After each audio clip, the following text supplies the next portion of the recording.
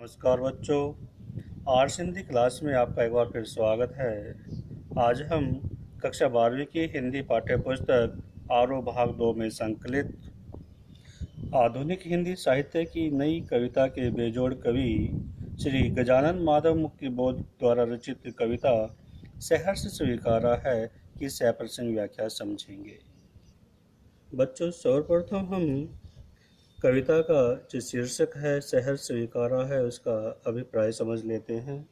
सहर्ष का मतलब खुशी खुशी, स्वीकारा का मतलब स्वीकार किया है, अपनाया है, अंगीकार किया है, अर्थात खुशी खुशी स्वीकार करना। यहाँ कवि ने जीवन के हर पड़ाव को खुशी से स्वीकार करने की बात भावपूर्ण ढंग से हमें समझाई है। कविता में कवि यह नहीं बताता कि उसको जो कोमलता की चांदनी छिटकाने वाली है वह उसकी माँ है, पत्नी है, बहन है या उसकी प्रेमिका है।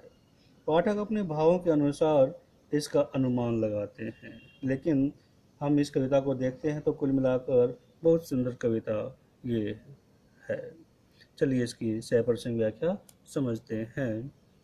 जिंदगी में जो कुछ है, जो भी है, सहर्ष स्वीकारा है, इसलिए कि जो कुछ भी मेरा है वह तुम्हें प्यारा है। गर्बीली गरीबी यह ये गंभीर अनुभव सब, यह विचार वैभव सब, यह दृढ़ता यह भीतर की सरिता, यह अभिनव सब मौलिक हैं। इसलिए कि पल पल में जो कुछ भी जागृत है, अपलक है, संवेदन तुम्हारा है। एक बार यहाँ तक इसकी व्याख्या हम देखेंगे। जिंदगी में जो कुछ भी है सहर्ष स्वीकारा है। कवि गजानन माधव मुक्तिबोध कहते हैं कि मुझे मेरे जीवन में जो कुछ भी मिला है उसे मैंने खुशी से स्वीकार किया है, इसलिए कि जो कुछ भी मेरा है वह तुम्हें प्यारा है। कवि ने ये सब कुछ स्वीकार क्यों किया? क्योंकि मुझसे संबंध, कवि कहते हैं कि मुझसे संबंध रखने वाली हर चीज को तुम प्यार करती हो। तुम्हारे कारण मैं अपने जीवन की हर स्थिति को स्वीकार करता चला रहा हूँ। अर्थात जीवन में हर स्थिति के साथ जीने की चाहत मेरी नहीं, वरन मुझसे तुम्हारी जगाई हुई भावनाएं हैं। फिर आगे कवि कहते हैं कि गर्बीली गरीबी यह है। कहते हैं कि गरीबीली गर्व करने योग्य, जिस पर गर्व किया जा सके, गरीबी। कहते हैं कि मुझे अपनी गरीबी पर गर्व करना भी तुमने ही सिखाया है। यह गंभीर अनुभव सब, गंभीर अनुभव, जीवन के जो गहन अनुभव हैं, गहरे अनुभव हैं, वो सब भी मुझे तुमने सिखाए हैं। ऐसा गहरा एहसास, और साथ में क्या है, यह विचार वैभव, विचारों की संपन्नता, ये सब कुछ तुमने मुझे सिखाया है। साथ में क्या सिखाया है? मैंने अपने इन विचारों पर क्या किया है? दृढ़ता यह है, उसको दृढ़ता से जीवन यापन करना सिखाया। साथ में भीतर की सरिता यह अनुभव सब, और मेरे अंदर जो विचारों की सरिता है, उनके जो नए नए अनुभव, मौलिक विचार हैं वो उत्पन्न हो रहे हैं, प्रवाहित हो रहे हैं, वो सब तुम्हारे द्वारा हैं। साथ में उसमें क्या है? मौलिक हैं, वे अपने मूल रूप में हैं, वास्तविक रूप में है, उनमें किसी प्रकार का कोई बनावटीपन नहीं है, कोई दिखावा उसमें दिखाई नहीं देता है। क्यों नहीं दिखाई देता है? इसलिए कि पल पल में जो कुछ भी जागृत है, अपलक है, संवेदन तुम्हारा है। वो सब इसलिए है क्योंकि प्रत्येक पल में जो कुछ भी मेरे भीतर जागता है, जागृत है, जागता है, उत्पन्न होता है, जो कुछ नित्य नया है वो क्या है? वह सब इसलिए कि तुम सदा सर्वदा निरंतर अपलक, बिना पलक झपकाया था, हमेशा मेरे साथ रही। तुम्हारी जो संवेदनाएं हैं, तुम्हारी जो सहानुभूतियाँ हैं, वो सहानुभूति हमेशा मेरे साथ रही हैं। आगे कहते हैं, जाने क्या रिश्ता है, जाने क्या नाता है, जितना भी उड़ेलता हूँ भर भर फिर आता है। दिल में क्या झरना है, मीठे पानी का सोता है, भीतर वह ऊपर तुम, मुस्काता चांद जो धरती पर रात भर, मुझ पर क्यों तुम्हारा ही खिलता वह चेहरा है। यहाँ कवि कहते हैं कि मैं नहीं जानता कि तुम्हारा मुझसे क्या संबंध है, क्या रिश्ता है। नाता, संबंध, रिश्ता। तुम्हारे सने से भरकर मैं उसे जितना भी उड़ेलता हूँ, भर भर भी रहता है उतना ही वो भर भर कर आता है। संसार को मैं प्रेम बांटता हूँ, उतना ही वह पुनः पुनः भर भर कर मेरे पास फिर आ जाता है। मेरा जो दिन है, कहता है दिल में क्या झरना है। पता नहीं, दिल में ऐसा लग रहा है जैसे पता नहीं कोई झरना है, किस तरह का, स्नेह का झरना, प्रेम का झरना है, मीठे पानी का सोता है। ऐसा लग रहा है जैसे उसमें मीठे पानी का स्रोत हो, सोता हो, झरना हो, जो लगातार चल रहा है।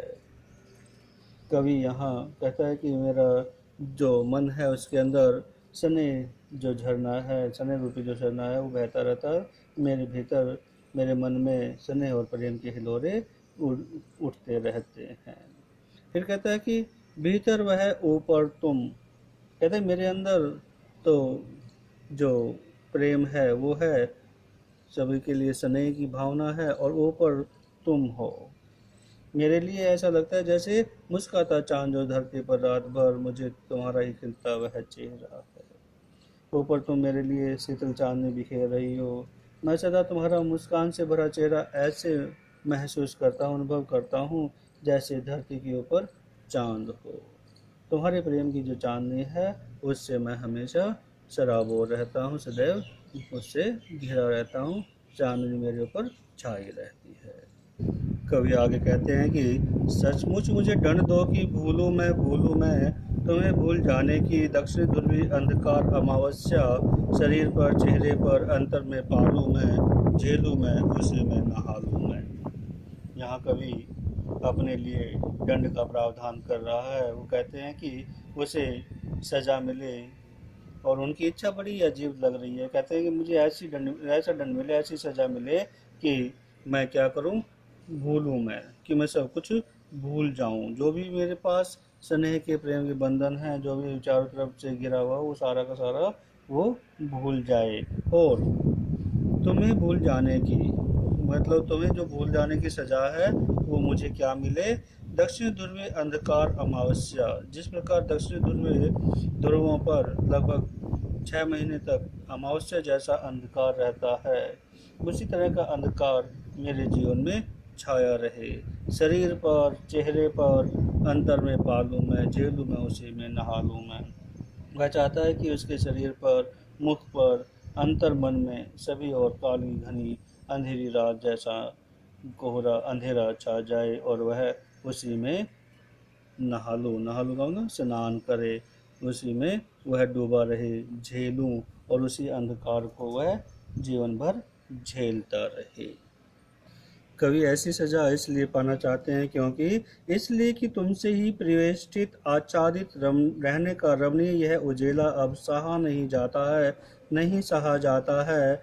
ममता के बादल की मंडराती कोमलता भीतर पिराती है। कमजोर और अक्षम अब हो गई है आत्मा, यह छटपटाती छाती को भवितव्यता डराती है। बहलाती सहलाती आत्मीयता बर्दाश्त नहीं होती है। कवि कहता है कि वो ये इस तरह का दंड इसलिए चाह रहे हैं क्योंकि उनके प्रेम का, प्यार का, स्नेह का जो प्रकाश है हर पल उन्हें परिवेष्टित, घेरे रखना, पर घेरेबंदी में रखता है। आच्छादित, ऊपर उनके छाया रहता है, उनको ढके रहता है, उनको घेरे रहता है, उनको ढके रहता है, इसलिए वो उसको सहन नहीं हो पाता है। रहने का रमणीय, रमणीय सुंदर, उजेला उजाला सहा नहीं जाता है, अब उनसे सहन नहीं हो रहा है। कहते हैं उनके स्नेह का जो प्रकाश है, जो उनको चारों ओर से घेरे रहता है, ऊपर से ढके रहता है, जो बहुत ही सुंदर है, अब उस स्नेह को वो सहन नहीं कर पा रहे हैं, नहीं सहा जाता है, अब उनसे किसी भी तरह से उसको बर्दाश्त नहीं हो पा रहा है। साथ में उन्होंने कहा कि ममता के बादल की मंडराती कोमलता भीतर पीराती है। भीतर पिराती, पिराती का मतलब पीड़ा देती है, दुख देती है, भीतर, अंदर, मन में। कहते हैं कि जो स्नेह के बादलों की बरसती कोमलता है वो उनके भीतर पीड़ा देने वाली है, उनको दुख देने वाली है। वह समय के घेरे में पड़कर कमजोर और क्या हो गए हैं, अक्षम्य, क्षमता रहित हो गए हैं। अब उनकी जो आत्मा है वो उनके प्रेम के घेरे में घिर कर कमजोर और क्षीण हो गई है, क्षमता उनकी समाप्त हो गई है। वे हर किसी बात को सहने में अब अयोग्य अनुभव करने लगे हैं। साथ में और क्या कहते हैं कि छटपटाती छाती को भव्यता जाती है। भव्यता जो भाग्य में आगे होने वाली जो दुख घटनाएं हैं, भविष्य में घटने वाली जो घटनाएं, वो उनके दुख को और ज़्यादा बढ़ा देती हैं, उनकी सहन शक्ति को क्षीण कर रही हैं, समाप्त कर रही हैं। बहलाती सहलाती आत्मीयता अब बर्दाश्त नहीं होती है। ऐसी आत्मीयता, ऐसी घनिष्ठता जो बहलाने वाली है, वो अब सहन नहीं हो पाती है। कवि यहाँ कह रहे हैं कि उसे अब बहलाती और सहलाती जो अत्यंत घनिष्ठता है वह सहन नहीं हो रही है, अर्थात वह हर स्नेह बंधन को तोड़कर और जो दंड उनको चाहिए वो दंड और अंधकार की कामना वो कर रहे हैं। यह जीवन की कठोर सच्चाई है कि हद से ज़्यादा स्नेह और दुलार बर्बाद कर देती है आदमी के जो रास्ते हैं उनको रोक देती है, वो वहीं पर रुक जाता है। अतः कवि भी उससे उगता गया है और वो स्नेह के बंधनों को अब भूल जाना चाहता है। कवि आगे कह रहे हैं कि सचमुच मुझे दंड दो कि हो जाऊं पाताली अंधेरे की गुहाओं में, विवरों में, धुएं के बादलों में, बिल्कुल मैं लापता। लापता कि वहां भी तो तुम्हारा ही सहारा है, इसलिए कि जो कुछ भी मेरा है या मेरा जो होता सा लगता है, होता सा संभव है, सभी वह तुम्हारे ही कारण के कार्यों का घेरा है, कार्यों का वैभव है। अब तक तो जिंदगी में जो कुछ था, जो कुछ है, सहर्ष स्वीकारा है, इसलिए कि जो कुछ भी मेरा है वह तुम्हें प्यारा है। कवि कहते हैं कि सचमुच मुझे दंड दो, सचमुच मुझे ऐसी सजा दो। क्या कैसी सजा कि पाताली अंधेरे की गुहाओं में, विवरों में, पाताल के जो अंधेरे हैं उन अंधेरों में, गुफाओं में, विवरों, छिद्रों में क्या हो जाऊं, धुएं के बादलों में, बिल्कुल मैं लापता, कि मैं पूरी तरह से लापता हो जाऊं, गायब हो जाऊं, खो जाऊं। कवि चाहता है कि उसे दंडित किया जाए पाताल के अंधकार में, ऐसी गुफाओं में जहां कोई भी नहीं है, ऐसे बिलों में, छिद्रों में जहाँ कभी पूरी तरह से खो जाए, लापता हो जाए।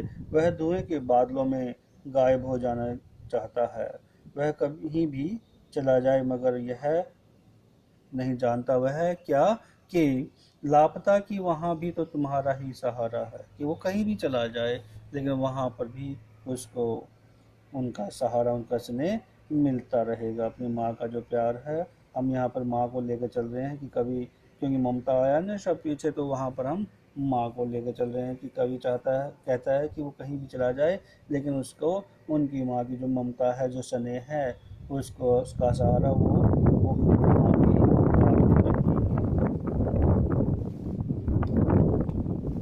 क्योंकि उनको वहाँ पर भी उनका सहारा मिलता रहेगा। जो कुछ भी कहते हैं आगे कि इसलिए कि जो कुछ भी मेरा है या मेरा जो होता सा लगता है, होता सा संभव है, कहते हैं कि इसलिए क्योंकि जो कुछ भी मेरे पास है, जो कुछ भी मैंने ग्रहण किया है, या मेरा जो होता सा लगता है, मुझे ये लगता है कि ये मेरा हो सकता है, होता सा संभव है, या संभावनाएं लगती हैं कि ऐसा मुझे मिल सकता है, मैं इस काम को इस तरह से कर सकता हूँ, मुझे ये प्राप्त हो सकता है, सभी वह तुम्हारे ही कारणों के कार्यों का घेरा है, कार्यों का वैभव है। कहता है वो सब तुम्हारे ही जो किए गए कार्य हैं उन्हीं का परिणाम है, उन्हीं के द्वारा मुझे ये सब प्राप्त हुआ है। साथ में कहते हैं कि कार्यों का वैभव है और उन्हीं कार्यों के कारण ही मुझे ये संपन्नता प्राप्त हुई है। जो संपन्नता मुझे मिली है वो उन्हीं कार्यों से प्राप्त हुई है। ऐसी परिस्थितियाँ बनी हैं जिनसे मैंने इनको प्राप्त किया है, अपनाया है।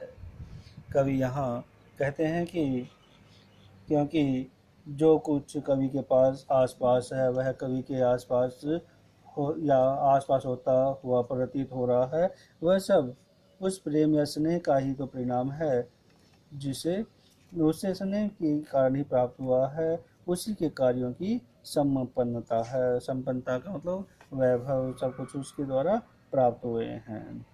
अब तक जो जिंदगी में जो कुछ भी था, जो कुछ है, सहर्ष स्वीकारा है।